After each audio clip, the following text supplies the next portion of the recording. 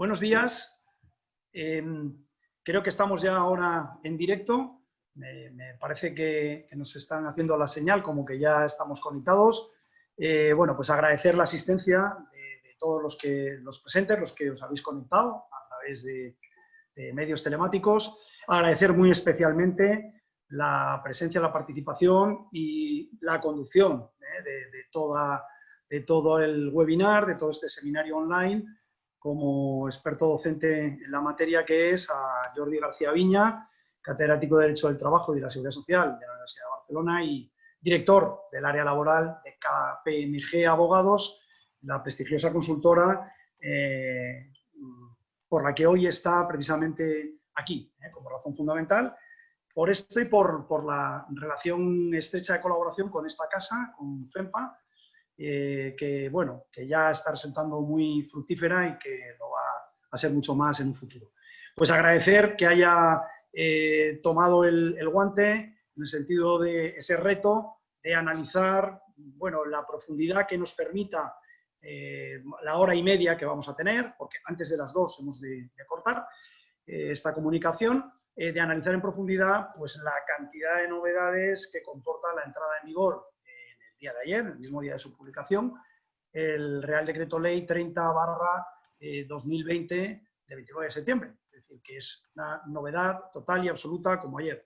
Y es más, con su perspicacia, Jordi me advertía también hace una semana de que hoy sería el día oportuno. Es decir, ya era algo que él tenía previsto, que iba a salir adelante ese tercer acuerdo social en defensa del empleo entre agentes sociales, algo por lo que muchos, desde luego, todavía teníamos nuestras serias dudas y que iba a salir adelante también en un Consejo de Ministros. Pues bien, salvó la campana este acuerdo al límite del tiempo entre agentes sociales y gobierno y, bueno, pues ayer sin más, pues nos encontramos con este completo documento de 14 artículos, 8 disposiciones adicionales, una disposición transitoria, 6 disposiciones finales, con entrada en vigor el mismo día de la publicación, que viene además también a complicar sobremanera todo lo que es el complejo escenario de evolución de los acuerdos sobre los expedientes de regulación temporal de empleo, desde aquel ya lejano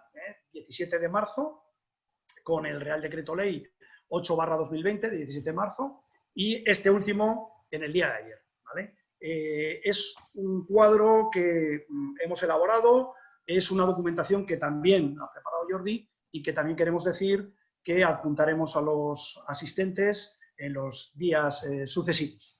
Respecto de las consultas, y también por dejar un poco claras las cosas desde el principio, habilitaremos, si es posible, los últimos 15-20 minutos para algunas de las consultas que vayan llegando a través del chat, que vayáis formulando por el chat. Estamos convencidos que muchas van a quedar despejadas a lo largo de las explicaciones de Jordi, pero aquellas que, por lo que fuere, no dé tiempo a llegar a ese punto, a ese concreto, a ese aspecto tan específico, pues nos comprometemos en los próximos días también a esbozar ahí una respuesta. En cualquier caso, y gracias también al gentil ofrecimiento de Jordi, en todo aquello a lo que no pudiéramos llegar por falta de tiempo, dada también un poco la complejidad de la materia, pues organizaremos otro próximo seminario online y estamos seguros de que quedará completamente respondidas cualquiera de estas dudas que podamos tener. El tema del teletrabajo hemos sido muy ambiciosos, reconozco, y eso mea culpa. Decíamos, bueno, pues ya que vamos a abordar las últimas novedades relacionadas con ERTE, ¿por qué no hablamos también de esa importante novedad normativa relacionada con la regulación del teletrabajo? También fruto de ese acuerdo al límite entre agentes sociales y gobierno. Pero se me presenta como demasiado ambicioso. Entonces, vamos a llegar donde podamos, Jordi, y sencillamente quedará también para otro próximo webinar. ¿De acuerdo? Bueno, sin más, sí un poco incidir en nuestras comunicaciones que hemos ido emitiendo, pues tratando de englobar todo lo que han sido los contenidos más importantes, desmenuzando todas estas novedades normativas a lo largo de toda la pandemia y en concreto en la novedad normativa del día de ayer, bueno, pues esos flashes que hemos enviado ya también a todos los asociados, resaltar la importancia que tiene, por tanto, la importancia que tiene el hecho de que Jordi nos vaya a desmenuzar todos estos aspectos, que estamos ahí para cualquier duda, para cualquier aspecto en el que podamos apoyar, como siempre, a nuestros asociados desde el asesoramiento y, por supuesto, que contamos también con el apoyo y el asesoramiento experto de Jordi. ¿Por qué es tan importante? ¿Por qué es tan importante el Real Decreto Ley publicado en el día de ayer? Bueno, además de lo que todos los medios de comunicación nos vienen insistiendo, además de la importancia y de esas fricciones que ha habido entre los agentes sociales en los últimos días, y con el gobierno, a propósito de la importancia de llegar antes de la expiración de la vigencia de las medidas excepcionales contenidas en el Real Decreto Ley 8/2020 de 17 de marzo, es decir, lo que todos conocemos como ERTES de fuerza mayor, la importancia de la prórroga automática de esas medidas excepcionales. Esto era un tema fundamental, era crucial, y no solamente en cuanto a que debían de ser, por supuesto, ERTES vigentes y aplicables hasta ese momento, sino porque incorpora también una serie de nuevas medidas absolutamente necesarias para este nuevo escenario, a partir de la entrada en vigor del Real Decreto publicado en el día de ayer. ¿Por qué? Pues porque va a hacer alusión a esos ERTES por impedimento o por limitación de la actividad normalizada, del desarrollo de la actividad normalizada de las empresas. Nos explicará muy bien Jordi todas esas concreciones y esas especificidades, como consecuencia de todas las medidas restrictivas o de contención sanitaria que vayan a aplicar las autoridades competentes, tanto extranjeras como españolas. Nos explicará Jordi con mucho mayor detalle. También un criterio muy importante que se introduce respecto para modular el diferente impacto que tiene la crisis económica a consecuencia de la COVID-19 en los diferentes sectores productivos, y ello pues, a través de una disposición transitoria primera que alude a un anexo, nos explicará Jordi, donde se especifican, según la clasificación nacional de actividades económicas, pues, aquellos sectores que están más directamente relacionados por factores asociados a los riesgos epidemiológicos de la COVID, donde en definitiva nos dice que son una serie de sectores productivos que presentan una elevada tasa de cobertura por expedientes de regulación temporal de empleo, más del 15%, nos explicará, del total de los afiliados, así como una baja tasa de recuperación económica, de recuperación concretamente de personas afectadas por ERTE en lo que supone la actividad normalizada. En ese sentido, bueno, pues es muy importante también ahí ese criterio laxo que abre de lo que serían las empresas ligadas a la cadena de valor, ¿vale? Eso es muy importante, ya aquellas que tienen también una dependencia económica muy directa de todas aquellas que están encuadradas en ese anexo con esa clasificación nacional de actividades económicas. Y luego también la relación con la referencia a esas medidas también concretas sobre los ERTES denominados ETOP, estos expedientes de regulación temporal de empleo por causas económicas, técnicas, organizativas y de producción. Bueno, no voy a dilatar mucho más esta introducción. Quería de nuevo agradecer expresamente a Jordi que haya aceptado, incluso sugerido, el reto de desmenuzar esta importante novedad normativa que tanto afecta a nuestras empresas en el hoy y en el mañana, y que fundamentalmente va a cobrar más relevancia en los próximos días, pues atendiendo a que, sin ir más lejos, en nuestra Comunidad Valenciana estamos ya alrededor con una caída alrededor del 12% del PIB. Es decir, este tipo de medidas excepcionales que se introducen en cuanto a la suspensión o a la reducción de jornada para todas estas personas, para que estas empresas de alguna manera puedan, en la terminología que se viene empleando también, hibernar o prolongar o estirar al máximo su permanencia en el mercado, y que pueda también de alguna manera de forma directa afectar a la defensa del empleo. Bueno, pues esto es crucial. Y respecto al teletrabajo, insisto, no creo que vayamos a llegar. pero bueno, en todo caso será, si puede dar esas pinceladas Jordi, pues sobre, también hemos ido viendo un poco en todos esos resúmenes normativos, respecto de la voluntariedad, de la reversibilidad, el 30% de la... Bueno, en fin, todas estas cuestiones, si también puede dar unas pinceladas Jordi, estupendo, y si no, será materia de un próximo webinar.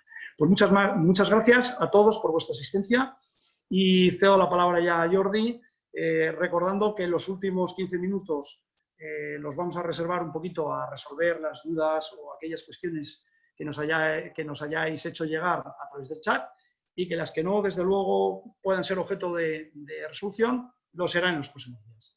Gracias, y Jordi, todo tuyo a continuación. Muchas gracias. Muchas gracias, Luis.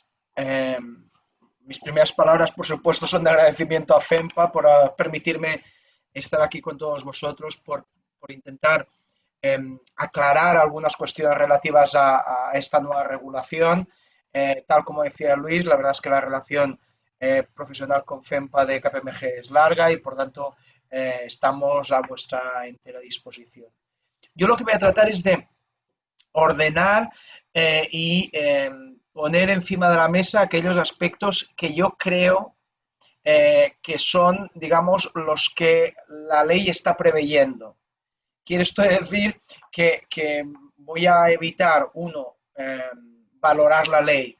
La ley, una vez está en el boletín oficial del Estado, la obligación de todos los ciudadanos en España es aplicarla. Por lo tanto, después podemos criticar si nos gusta más o menos, pero eso es lo que hay y por tanto, hemos de tener esa consideración. Dos, lo que voy a hacer va a ser dar mi opinión. Mi opinión, evidentemente, basada en mi experiencia profesional y laboral de hace muchos años, pero no voy a dictar ningún tipo de regla cerrada, sino que voy a intentar sugerir cómo creo que van a darse estas situaciones. Y por lo tanto, estoy seguro que podréis oír otro tipo de opiniones en otros sitios y que al final un poco todos los que aplicamos o nos dedicamos a aplicar el derecho desde diferentes lugares, pues lo que hacemos es intentar dar solución a estas cuestiones. Sin más, pasamos. Este Real Decreto Ley con el que hemos estado conviviendo durante varias semanas.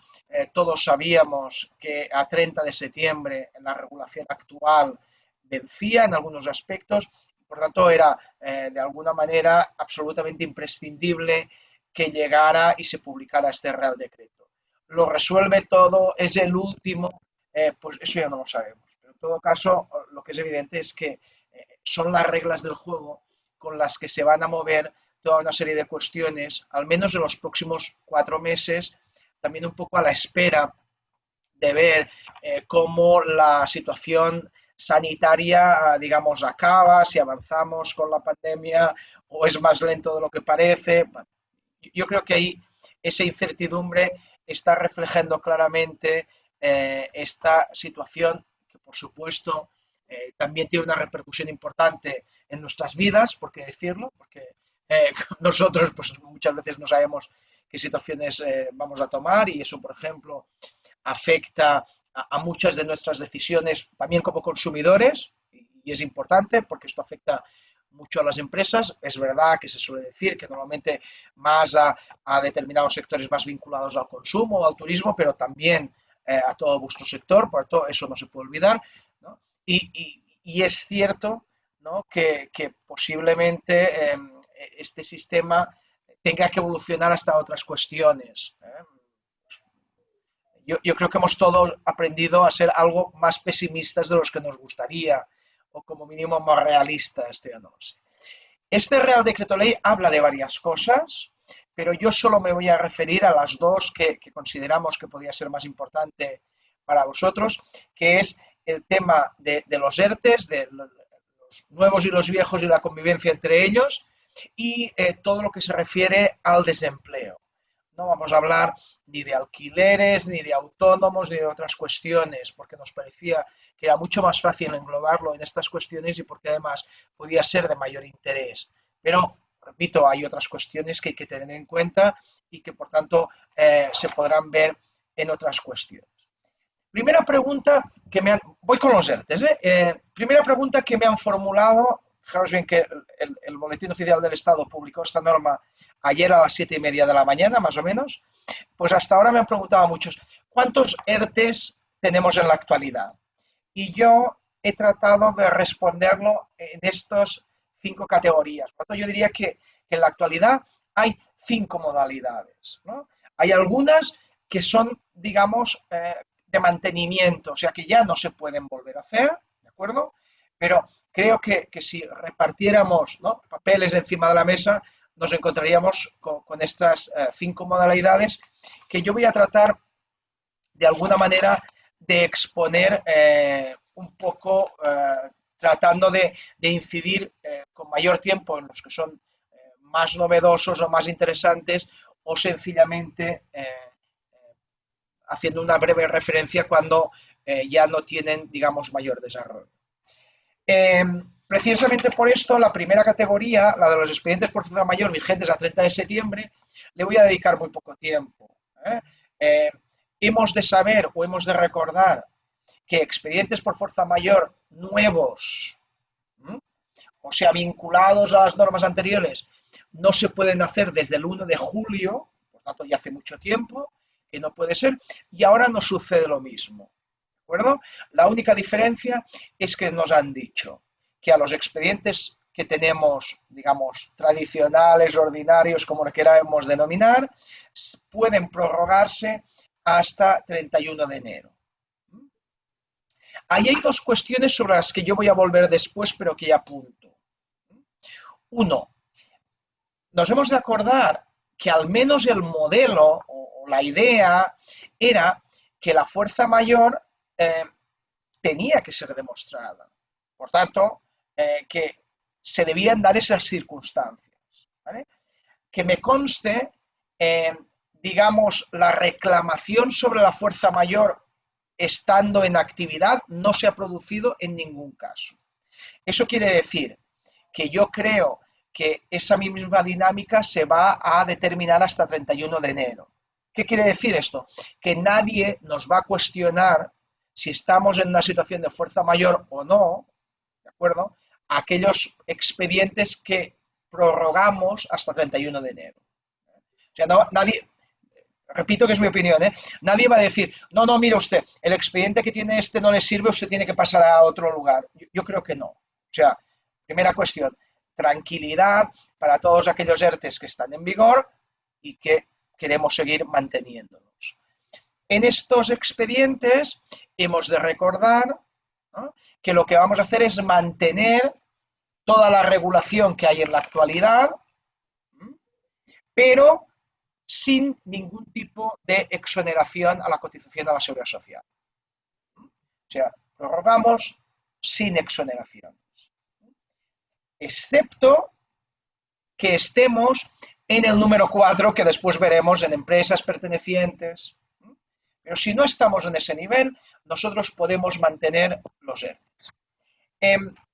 Me vais a dejar que plantee la siguiente situación en el número 2, porque ya me he empezado a encontrar con empresas que me preguntan, bueno, pero ¿qué pasa si yo tengo un ERTE y la comunidad autónoma, la provincia, el ayuntamiento está dictando unas normas que restringen y por tanto yo creo que también podría estar en un ERTE por impedimento o limitación de actividad? ¿Vale? Pero yo diría que esos son, digamos, los temas que tenemos respecto a los ERTEs fuerza mayor que están prorrogados.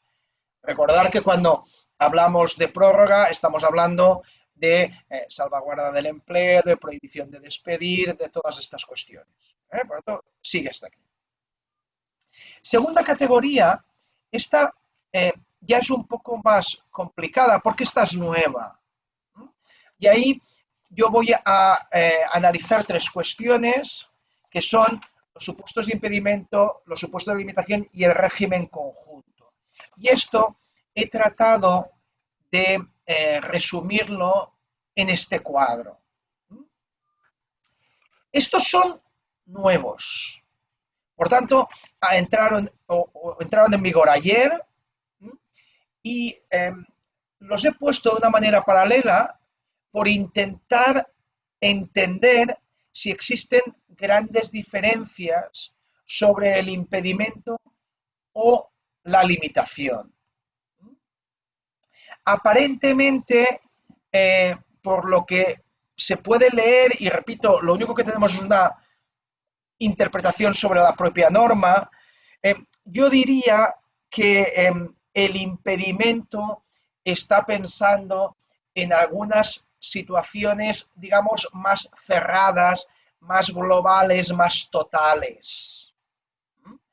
Está pensando en que en este caso, una autoridad española o extranjera dicte unas normas, unas medidas, no determina claramente esto, pero hay ahí una actuación, digamos, de ámbito público, para que nos entendamos, ¿de acuerdo? Y que esta medida, ¿de acuerdo? Que es el primer requisito, suponga un impedimento en la realización de la actividad de la empresa de manera global o en algún centro de trabajo. Confinan una determinada ciudad o un determinado pueblo, pero a lo mejor yo tengo centros de trabajo en otro, por lo tanto, ahí puede darse en una situación o bien en otra. La limitación, pues la limitación en principio yo diría que está pensado más para situaciones más temporales, supuestos en los cuales también se van a dar esas medidas. Aquí no habla de administraciones extranjeras, ¿de acuerdo? Solo habla de las españolas, no sé si podría darse esa situación, ¿de acuerdo? Pero nos encontramos en un supuesto en el cual esa actividad también limita nuestra actividad. Imaginémonos que un país extranjero impide el tránsito de mercancías, ¿vale? Y que ese tránsito de mercancías afecta porque nosotros tenemos proveedores cuya materia prima sale de esos países, ¿no? Eso podría ser una causa para el impedimento, porque estamos hablando de extranjeros o de españoles.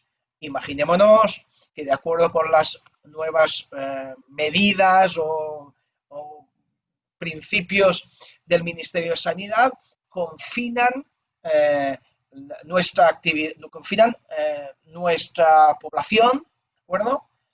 Es cierto que no hay restricciones respecto a la actividad laboral, pero sí que la hay, por ejemplo, respecto a los clientes. Eso podría ser un motivo de regulación de impedimento o limitación. Pues podría serlo, porque ahí hay una limitación o hay un impedimento. Es verdad que hay supuestos que pueden ser más fáciles de entender, por ejemplo, reglas de aforo, limitaciones de horario, ¿de acuerdo? Esas son muy fáciles de entender y muy directas, pero yo creo que ahí también se nos va a dar la primera cuestión, digamos, de poder acogerse a esos ERTES.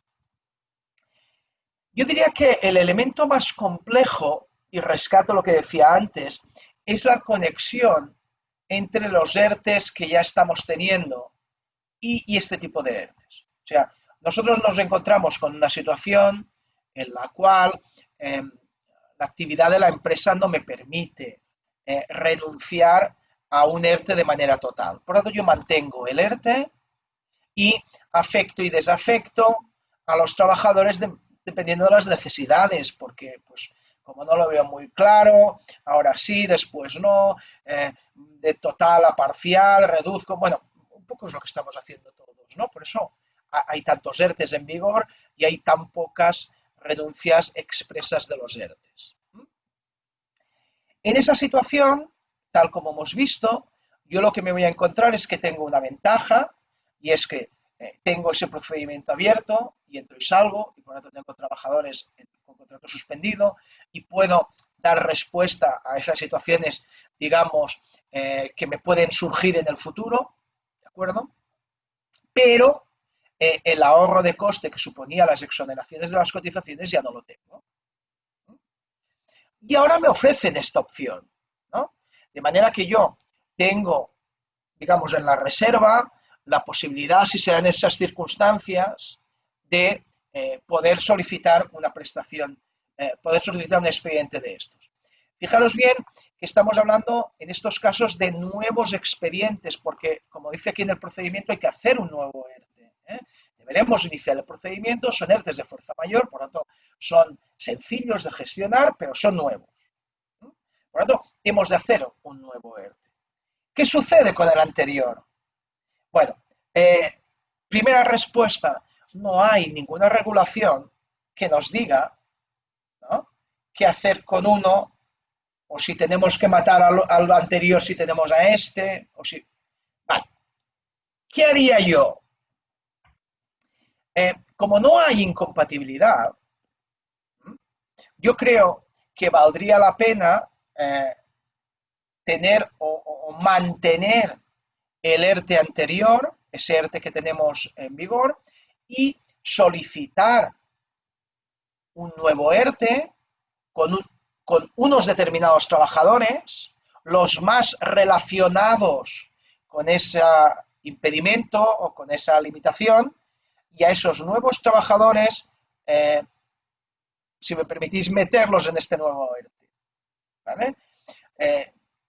Si nos autorizan ese nuevo ERTE, por silencio positivo o por resolución expresa, durante el tiempo que dure esa determinada situación, pues tendremos unas exoneraciones que aquí veis que son diferentes, pero que de alguna manera lo que yo creo que demuestra es que el impedimento, digamos, tiende a una situación más, entre comillas, duradera y la limitación no, ¿no? Porque va relacionando esta cuestión.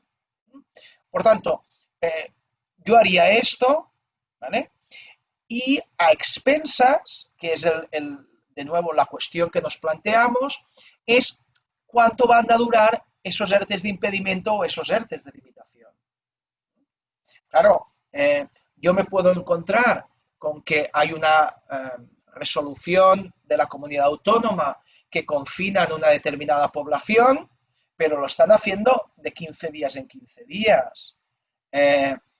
Puede ser que la resolución administrativa me diga mientras dure esa situación, pero nadie controle mientras dure esa situación. Y por tanto, no sabemos si ha de ser la empresa la que diga, teóricamente ya no estoy. Por tanto, ahí hay diversas dudas. Si nos fijamos en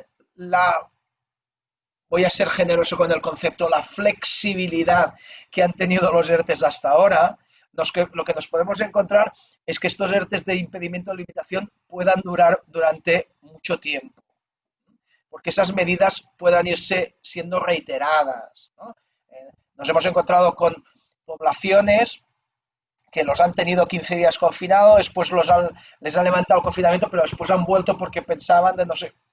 Por lo tanto, yo creo que en esa situación se va a poder entrar, si se dan estas circunstancias, pero no sabemos cuánto tiempo vamos a durar. Sabemos que el máximo va a ser 31 de enero, pero podría darse la situación que en esa digamos, coyuntura nos estemos alargando durante mucho tiempo.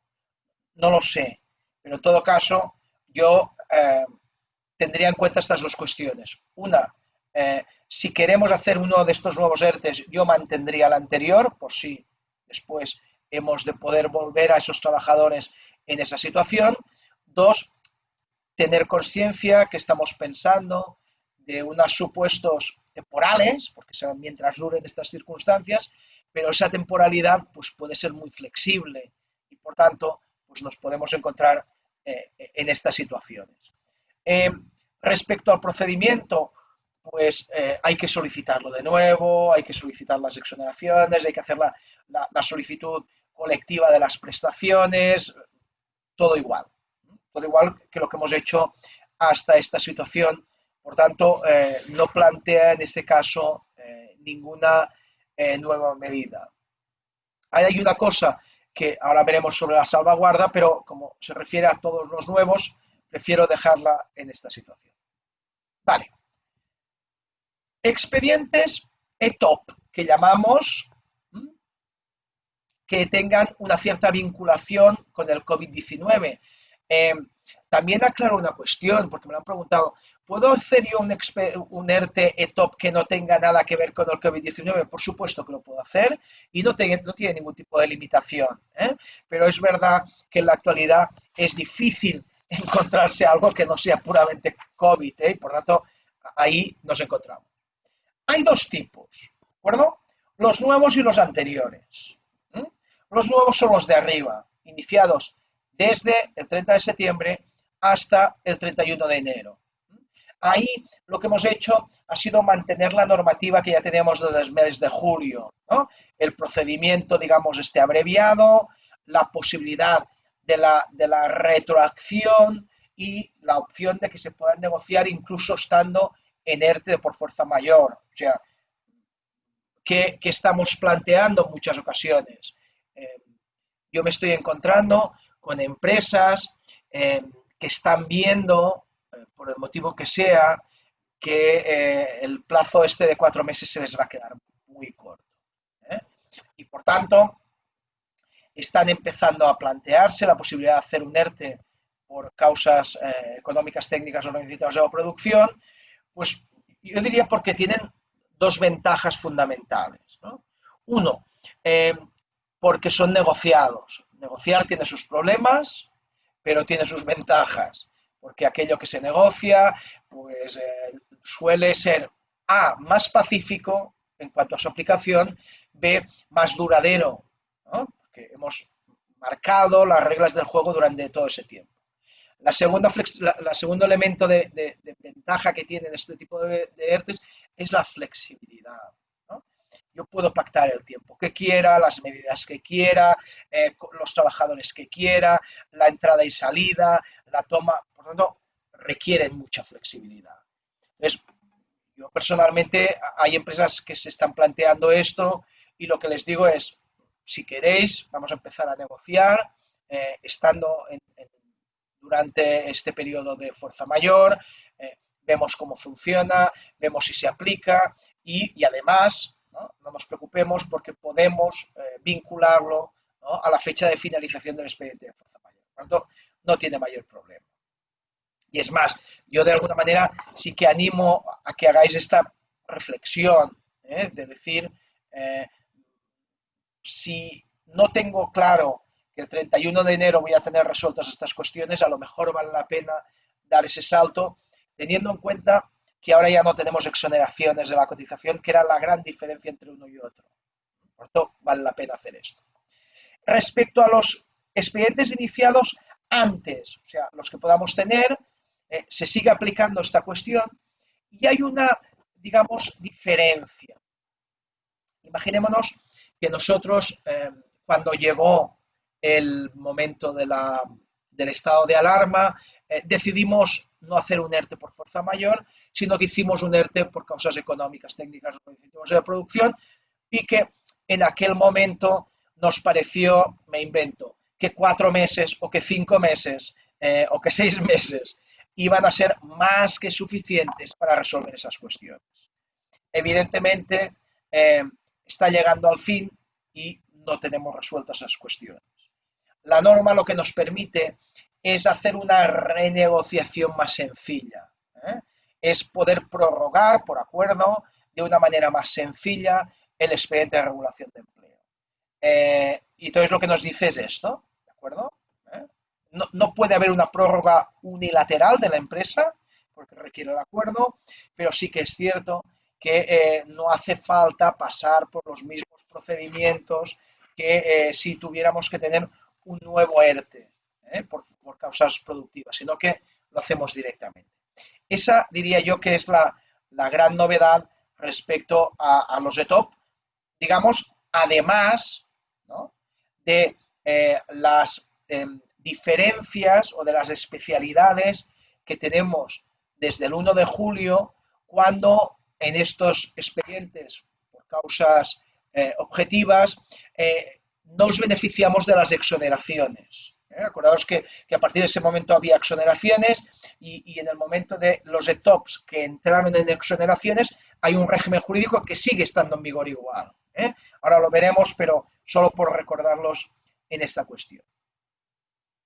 Bien, tenemos una nueva categoría con un nombre muy largo y con unos supuestos difíciles de entender. ¿De acuerdo? Y por eso vamos a verlos en esa doble vía de los supuestos y de la exoneración.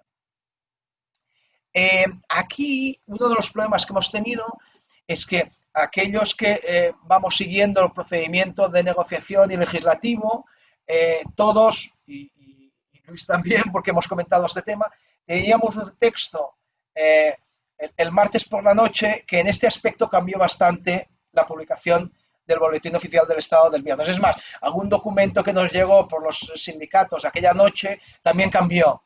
Por lo tanto, ahí casi es más fácil, ¿no?, intentar analizar la norma cuando está publicada más que en otros momentos, porque si no, en aquellos momentos salía diferencia entre el 1 de septiembre y el 1 de octubre. Bueno, pues todas estas cosas han cambiado.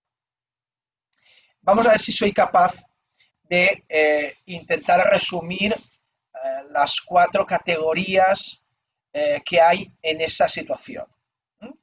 Aquí no estamos hablando de nuevos ERTEs, sino estamos hablando de situaciones que ya existen o que se pueden generar, ¿de acuerdo?, que nos van a dar unas exoneraciones, digamos, incrementadas o específicas. Por lo tanto, aquí no hay que solicitar nada, ¿no?, sino que lo único que tenemos que hacer es atender al régimen relativo a las exoneraciones. ¿Vale? Lo digo porque no está prevista, cosa que yo me parece que tiene algún problema, el hecho de que yo entre en estas categorías. Está prevista respecto a esta categoría de empresas dependientes y además está muy regulada si se puede ser empresa dependiente o no se puede ser, pero en el resto de situaciones no está nada regulado. ¿Vale?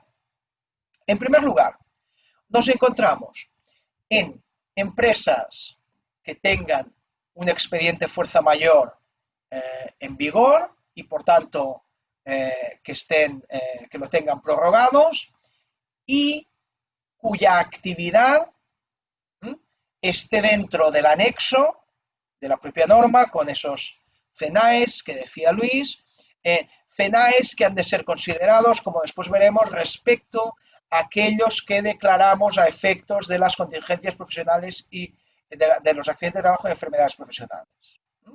Ahí hay un problema porque podemos tener nuestra actividad económica y por tanto en Hacienda con un CENAE y podemos declarar un CENAE diferente respecto a la cotización. La norma dice la de la cotización, ¿de acuerdo? Por lo tanto, yo tengo ahí esas situaciones.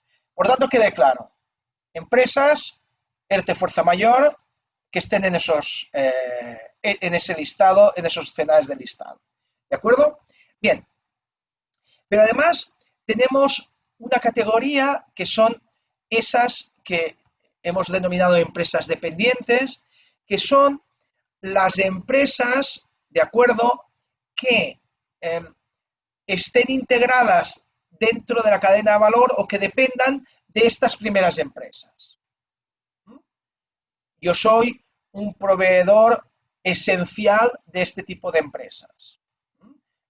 Una de los criterios que tenemos ahí es todo el sector de la hostelería, alojamientos. Bueno, si yo soy un proveedor de estos, puedo ver si estoy dentro de esas empresas dependientes.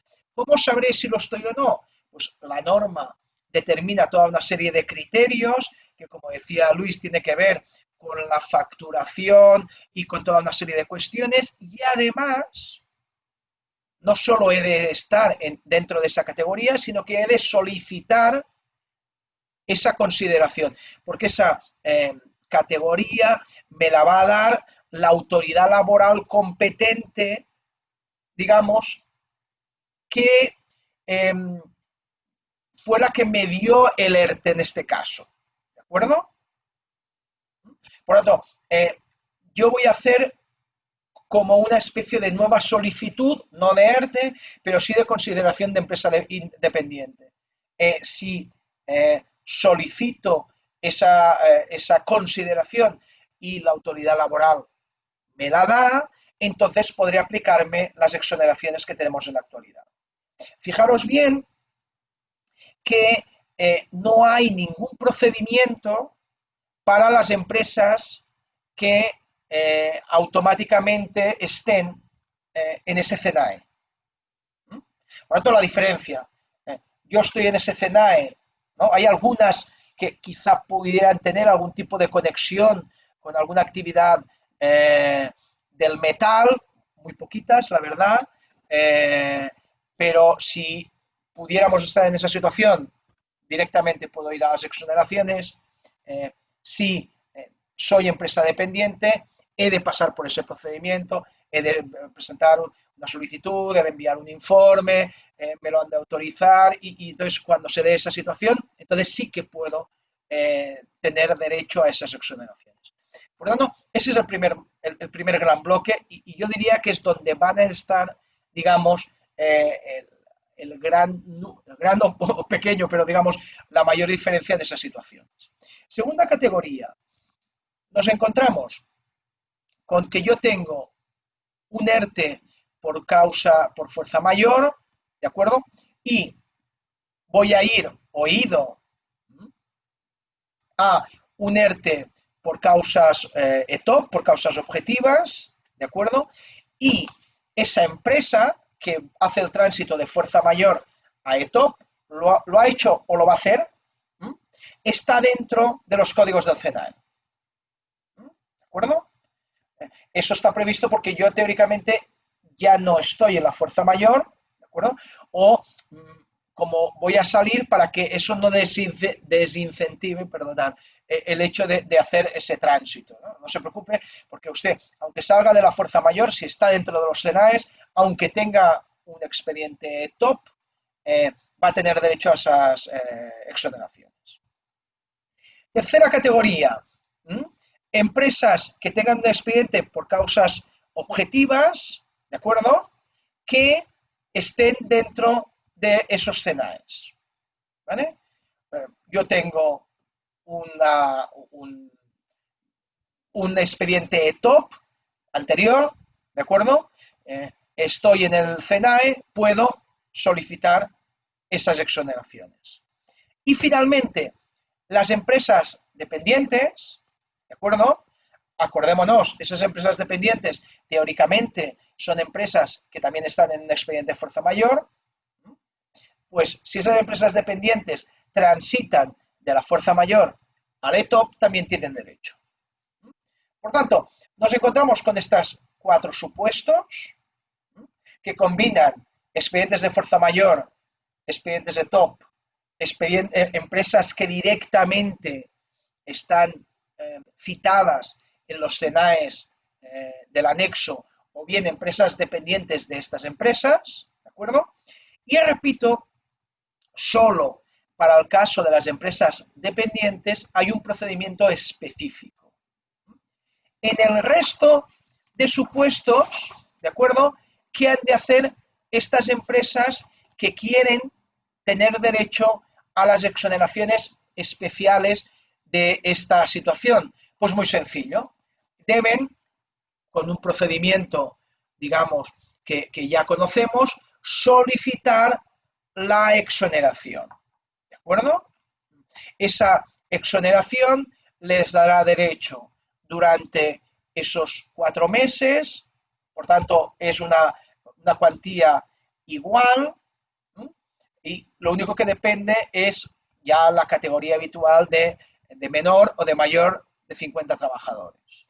En todo caso, hemos de saber, que o es blanco o es negro, o sea, si yo tengo este tipo de exoneraciones por ser este tipo de empresas, no puedo tener otro tipo de exoneraciones si las tuviera, por ejemplo, es desde rebrote, ¿no? Por ejemplo, los supuestos de limitación o impedimento, ¿de acuerdo? Y además, tal como decía, que el código de CNAE es el aplicable para los tipos de cotización de acuerdo con la normativa de la Ley de Presupuestos del año 2016, que sigue manteniendo aquellos criterios. Por lo tanto, ahí nos encontramos con una situación. Yo estoy en estos escenarios o en esta situación, me planteo poder solicitar esta exoneración. Si no la solicito, no me la van a dar.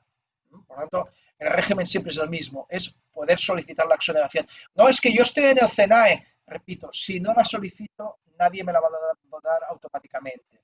Ahí es verdad que esa solicitud es tan sencilla como la comunicación al SEPE, por lo tanto, tampoco plantea ningún problema. Tampoco existe, al menos ayer por la tarde, no existía habilitado ningún sistema que nos permitiera hacer esa comunicación. No sé si van a ser los tradicionales hojas de cálculo, si van a tener un supuesto diferente, pero es posible que pueda repetirse aquella situación esquizofrénica de los últimos meses de si me enviaba, si usted se ha equivocado en una letra, si no sé qué. Bueno, podría darse, porque el procedimiento a priori va a ser el mismo. Solicitar la exoneración por esta vía. ERTES de rebrote. Acordaros que los ERTES de rebrote surgieron a partir del 1 de julio de 2020. Y una de las cosas que yo no tengo claro, y quizás por el hecho de la experiencia y pues me permite incluso mostrar esas dudas, es si se pueden pedir nuevos ERTES de rebrote a partir del 1 de octubre. O sea, los ERTES de rebrote que hay se mantienen, pero yo no lo tengo nada claro. En ningún sitio dice que desaparecen, en ningún sitio se derogan, en ningún sitio, pero queda esa duda. Habría que ver qué nos puede interesar más o menos.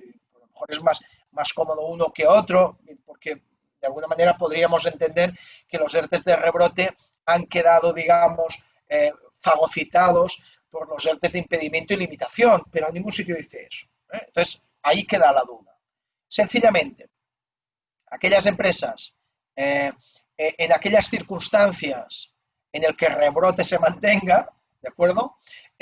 Nos encontramos con que pueden tener una exoneración, ¿de acuerdo? Acordaros que la exoneración de los ERTES de rebrote acababa en septiembre y por lo tanto lo que nos dice es que las exoneraciones son diferentes y tenemos lo mismo, meses octubre, noviembre, diciembre y enero, 100, menos de 50 trabajadores, 90% de empresas de más de 50 trabajadores. Teniendo en cuenta que ahí toda la limitación de reparto de dividendo, transferencia, transparencia fiscal y salvaguarda del empleo también se les aplica como ahora vamos a ver. Por lo tanto, ahí hemos de tener en cuenta esa situación. Yo creo que estos son las modalidades de ERTES que tenemos, ¿vale? A partir de ahí hay unas cuestiones generales que se aplican a todos los ERTES, ¿de acuerdo? Algunos a todos y otros a aquellos que tienen exoneración de cotizaciones. Sabéis que la exoneración de cotizaciones tiene una doble cara, ¿no? Es, evidentemente, y de manera en muchas ocasiones imprescindible, un ahorro de costes, porque nos ha permitido rebajar la factura en cuanto que no solo nos ahorrábamos el salario de las personas que estaban en suspensión del contrato de trabajo, por lo tanto no pagábamos el salario, sino que además teníamos exoneraciones en el pago de las cotizaciones, de manera que el incremento era importante. Es cierto que este incremento ahora ha desaparecido, pero el hecho de jugar a esa exoneración de cotizaciones, repito, en muchos casos, probablemente más del 90%, absolutamente imprescindibles, nos hace ser conscientes de que tenemos unas limitaciones que hemos de respetar. Después nos encontraremos que se respetan, no se respetan, nos las reclaman, pero en principio hay que tener en cuenta.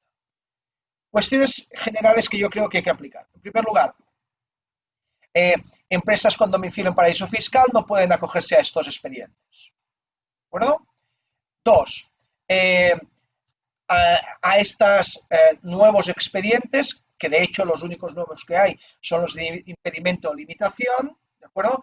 También se les aplica esta digamos, restricción.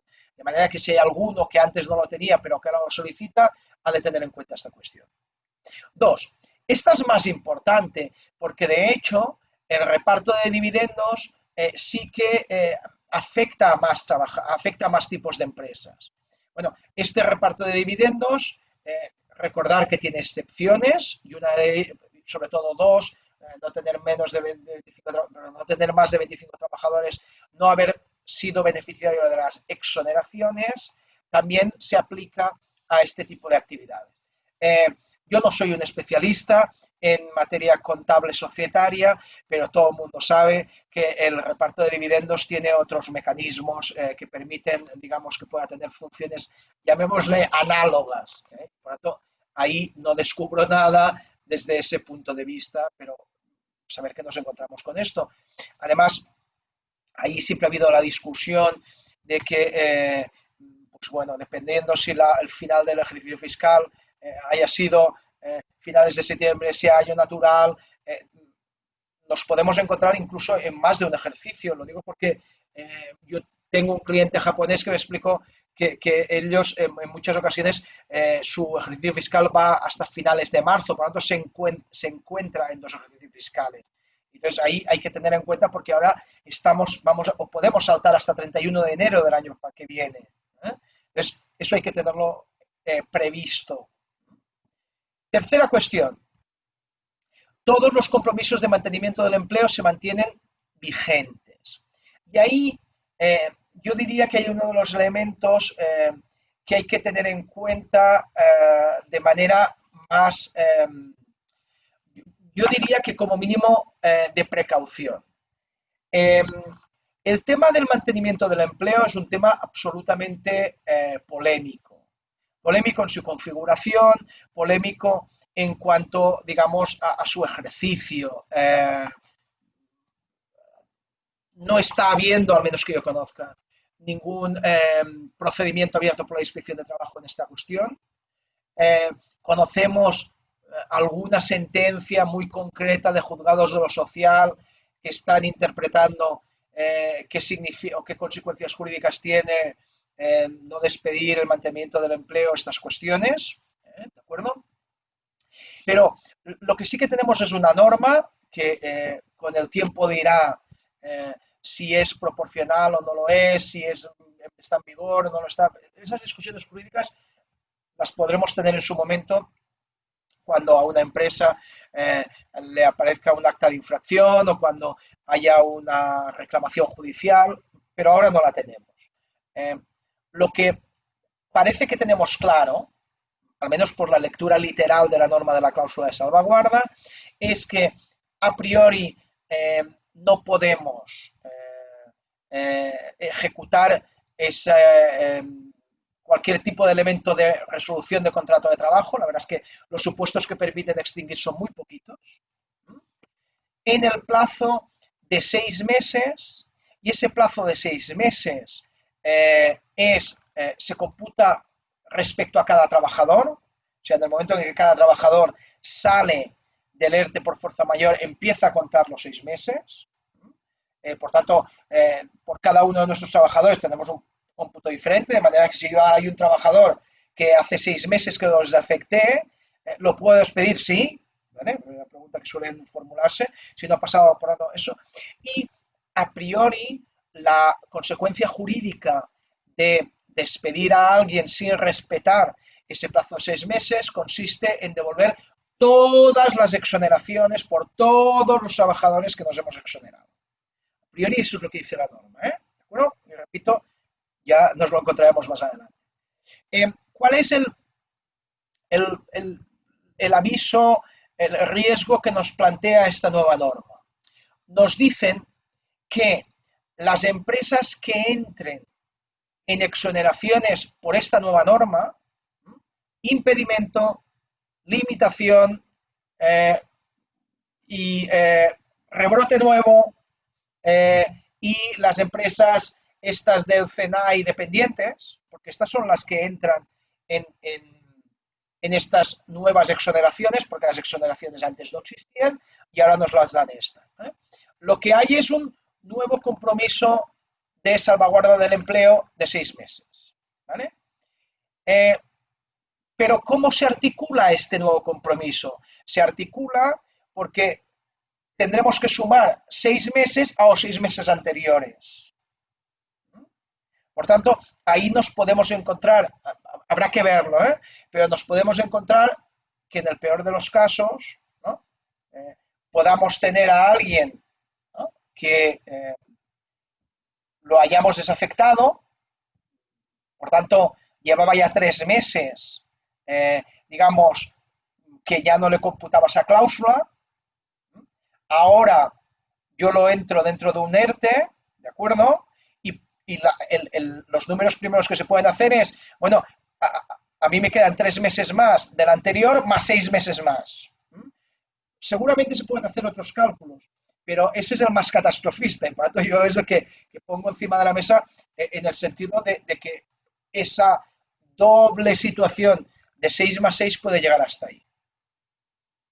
En cuarto lugar, hay que recordar que la prohibición de despedir por causa COVID, y ahí volvemos un poco al planteamiento general, es difícil determinar causas de extinción que no sean vinculadas a causa COVID.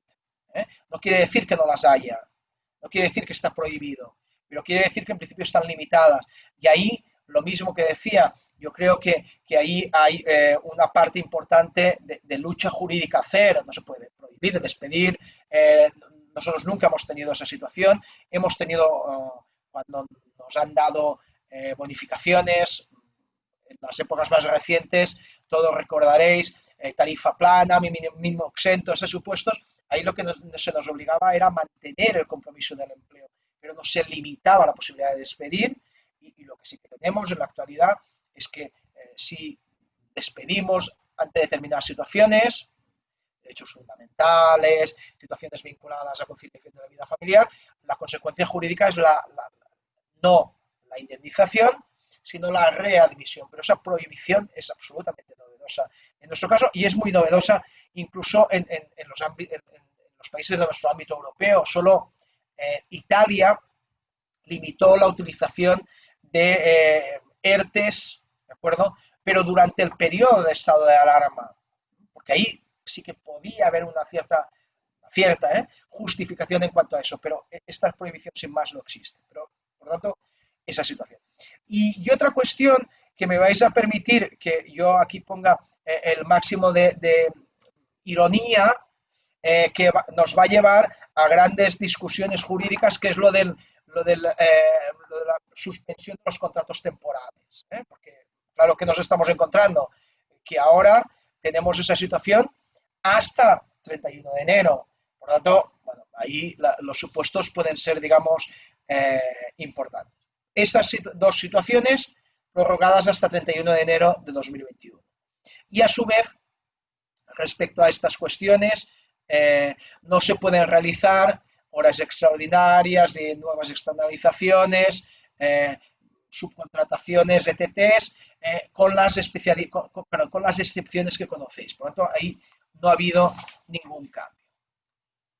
Entro en el final, porque siempre es bueno anunciar el final, porque así, digamos, uno ya sabe que está llegando a esa situación. Cuestiones relativas a el desempleo. Yo diría, sin ánimo de ser pesimista, que si complejo es entender todo el tema relativo a los ERTES, posiblemente mayores dudas nos generan en el desempleo. Y esto es importante para las empresas, una, porque evidentemente se refieren al desempleo de sus trabajadores, y dos, porque nos vamos a encontrar con supuestos, digamos, que nos vinculen, que nos conecten con la prestación de desempleo. Yo tengo una cierta seguridad, y digo cierta seguridad, respecto a dos cuestiones, y me plantea una duda muy, muy importante, la tercera, que ya anuncio, que es el contador a cero. Por lo tanto, vamos a ver, digamos, las dos situaciones y esta que tengo más dudas. Las seguridades. En primer lugar, todas las personas que soliciten la prestación de desempleo, sea cual sea el supuesto de ERTE en el que se encuentren, se les va a conceder la prestación de desempleo, aunque carezcan de periodo de cotización mínimo. Aunque no tengan periodo de carencia, se les va a dar. Y esta situación se va a producir hasta 31 de enero del 2021. Segunda cuestión concreta, esa prórroga hasta el 2021 se da para los fijos discontinuos y los que realizan trabajos fijos que se repiten en diversas fechas, con la suma a esa prestación extraordinaria de las personas que, siendo fijos discontinuos, van a salir de la prestación, llamémosle, ordinaria. Pero en principio, regla 1, el periodo, la no necesidad de acreditar el periodo de carencia se mantiene hasta 31 de enero. Segunda cuestión importante. Todas las empresas que tengan ERTES y, por tanto, incluidas todas las empresas que, digamos, quieran prorrogar los ERTES de fuerza mayor, ¿de acuerdo? La prórroga es automática, pero se ha de solicitar una nueva solicitud colectiva de prestaciones de desempleo, ¿de acuerdo? La norma dice antes del 20 de octubre, ¿de acuerdo? Por tanto, lo que hicimos anteriormente, digamos, no sirve y ahora hemos de volver a solicitar esa situación de solicitud colectiva. Solicitud colectiva que afecte a todos los trabajadores que tenemos en el ERTE. Después ya les comunicaremos a cuáles tenemos en alta y cuáles no, pero ahí hay que incluir a todos los trabajadores que tenemos en el ERTE y, repito, antes del 20 de octubre. Por lo tanto, esa también es una situación que parece que queda clara. ERTES ETOP nuevos. En esos ERTES ETOP nuevos, la única diferencia es que quien va a solicitar la prestación del desempleo es colectiva y tiene que ser la empresa. Bueno, y ahí habla de un plazo de 15 días y permite también redefinir los anteriores. Por lo tanto, no tiene ningún problema. Segunda cuestión que también afecta de manera muy importante a la prestación de desempleo y que también parece claro. Se supone que desde la entrada en vigor de esta norma, y por lo tanto desde el 30 de septiembre, los trabajadores que hayan agotado o que estuvieran, en este caso, o que fueran a pasar a una cuantía del 50% por el hecho de haber agotado 6 meses, ¿de acuerdo? Ya no se van a encontrar en esa situación, sino que la cuantía que van a recibir es del 70% de la base reguladora y aclaran en este caso, ¿de acuerdo?, aplicando cuantías máximas y cuantías mínimas. Acordaos que al principio de esta cuestión estuvimos hablando de que, como no se había dicho esto, solo se aplicaba al 70% sin tener en cuenta el hecho de tener hijos o no, y al final eso se regularizó, pero nos empleó bastantes pruebas. Ahora, absoluta, digamos, claridad en esta cuestión. Y yo, si me permitís, y por la hora, me gustaría poner encima de la mesa la duda más importante que tengo. Si yo no leo mal la norma, la teoría del contador a cero, o sea, que quiere decir que no consume ningún tipo de días de desempleo, a día de hoy ya no existe. Por tanto, a día 1 de octubre, el desempleo empieza a computar. Ahí plantean, y después hay dos excepciones, ¿de acuerdo? Uno relativo a nuevos expedientes, nuevas prestaciones iniciadas después de octubre del 2026, que coincidiría con una situación en la cual una persona agotara, digamos, todo el tiempo máximo del desempleo y pudiera percibir esto, y otra es aquellas situaciones de trabajadores, ¿de acuerdo?, que ven extinguido su contrato de trabajo y por tanto acceden a una nueva prestación antes del 1 de enero del 2022.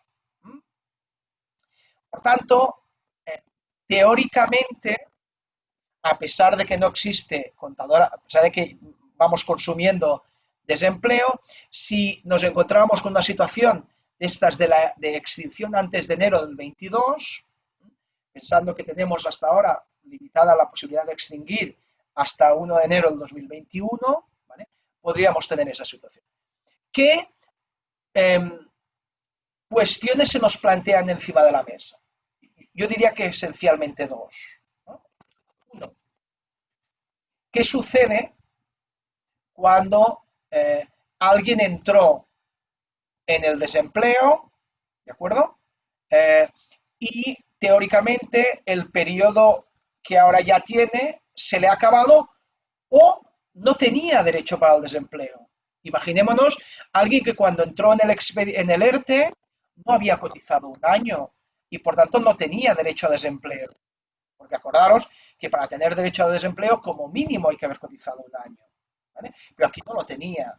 ¿Qué quiere decir? Que esta persona a partir de hoy ya no tiene desempleo, ¿vale? ¿Qué sucede con las situaciones, digamos, que irán agotando el desempleo, ¿no? Lo irán agotando teóricamente a partir de hoy.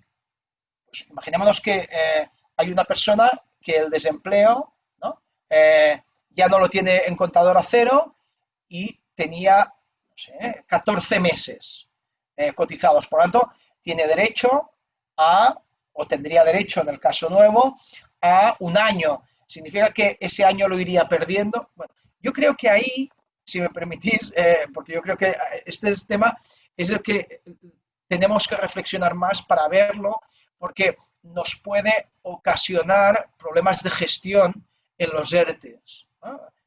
Porque además en la norma incluso se regula la situación de trabajadores que no sean beneficiarios de prestaciones de desempleo. Por lo tanto, se plantea esa situación.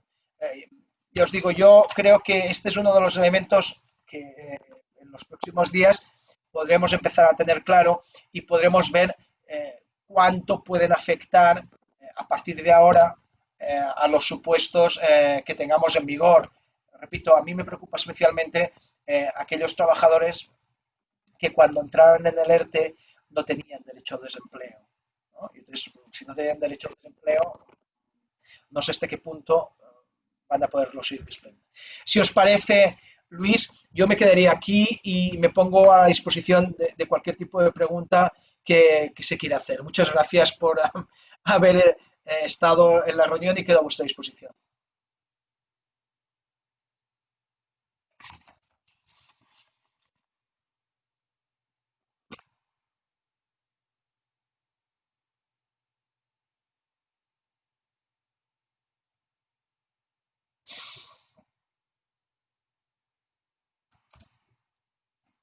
O si queréis puedo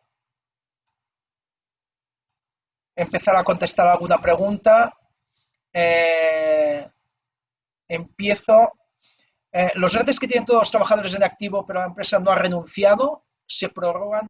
Igualmente, los ERTEs que, digamos, eso fue una discusión importante. En principio, los ERTEs no desaparecen, salvo que se haya hecho una renuncia expresa.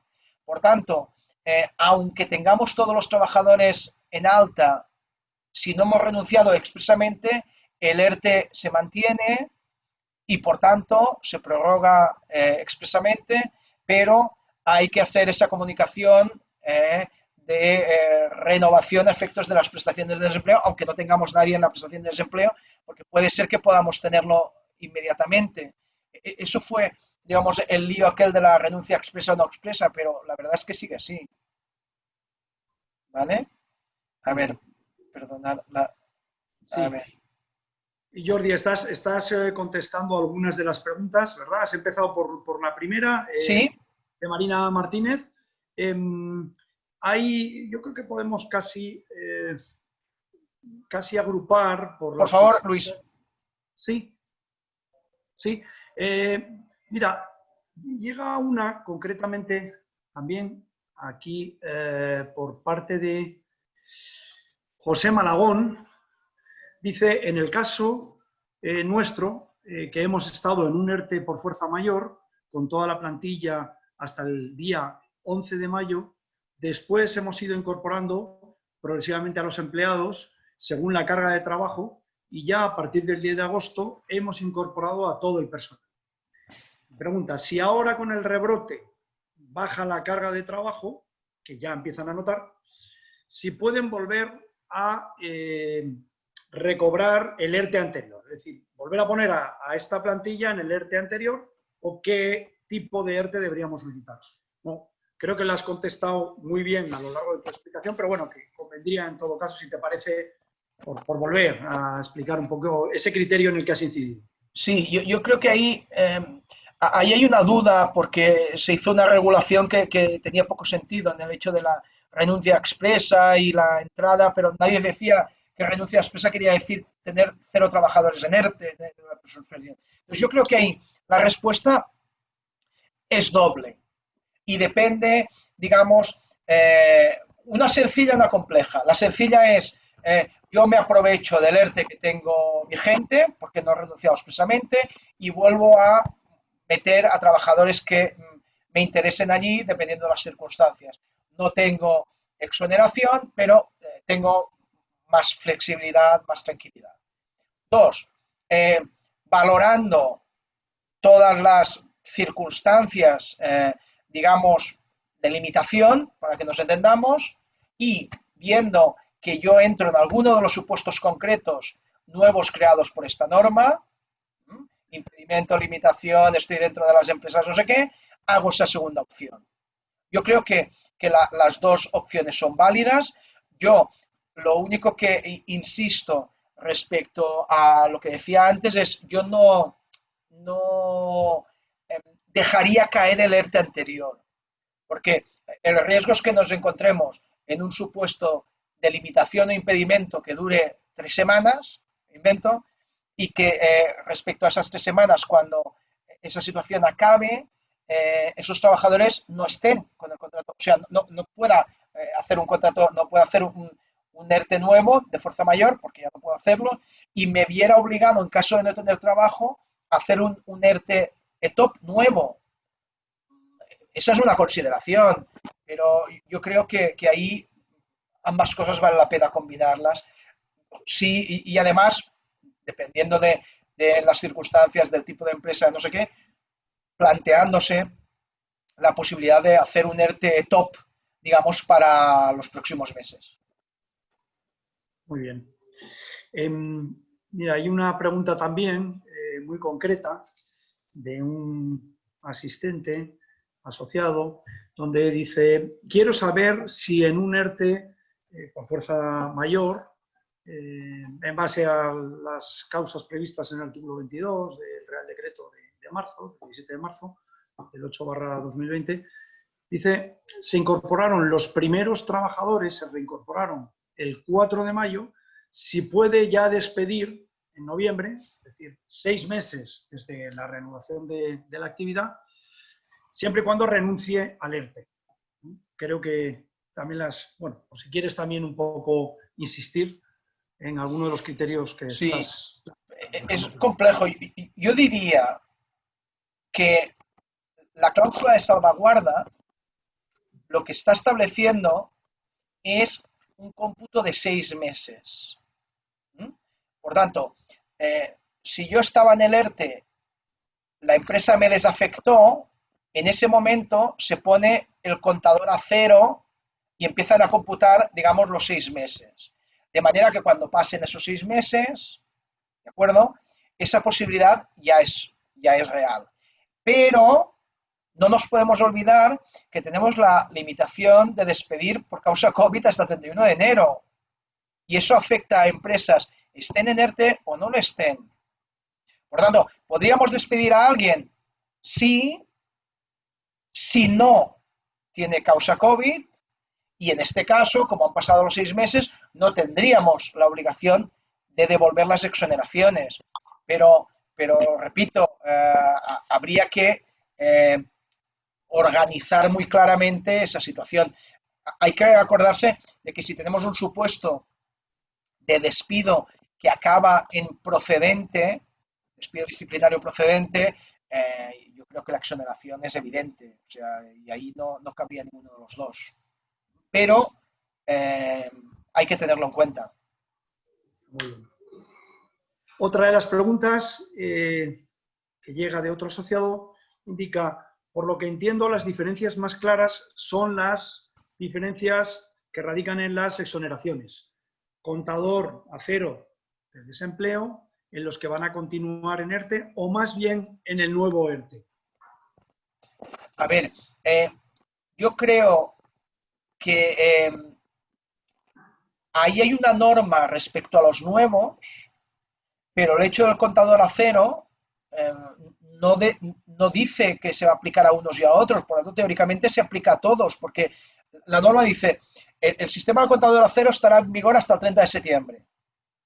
Esto quiere decir que a partir del 1 de octubre, a todos los que estén percibiendo el desempleo derivados de los procesos de los ERTES existentes, de los que haya, del artículo 22 y 23 del Real Decreto, por lo tanto, de todos aquellos que durante estos meses no les ha computado, ahora teóricamente sí.